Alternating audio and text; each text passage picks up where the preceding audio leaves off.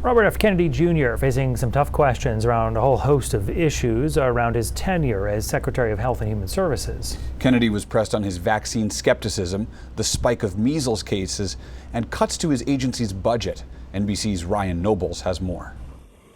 Robert F. Kennedy Jr., Donald Trump's pick to run the country's top health agency, telling members of Congress that Americans shouldn't get their medical advice from him. If you had a child today, would you vaccinate that child for measles?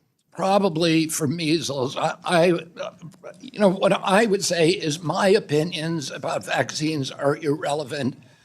I don't think people should be taking medical advice from me. But that's kind of your jurisdiction because CDC does give advice, right? I'm not trying to do it as a gotcha. It's just kind of.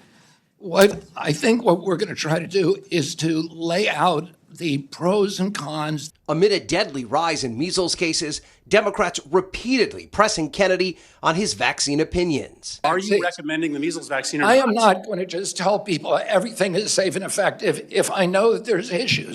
Kennedy also not answering whether he would give his own children the polio or chickenpox vaccines. And Kennedy also doubling down on controversial claims about autism, saying it isn't caused by genetics, which experts say is one of the major causes. The lawmakers also concerned about Trump administration budget cuts, including to Centers for Focusing on Aging, Cancer, and Child Health.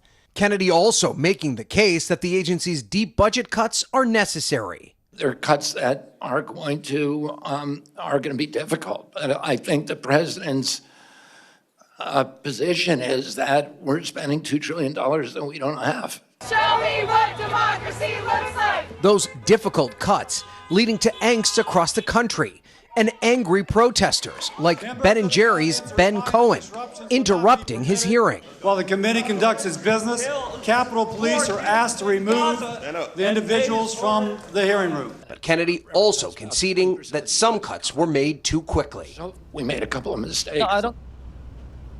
That was Ryan Nobles reporting.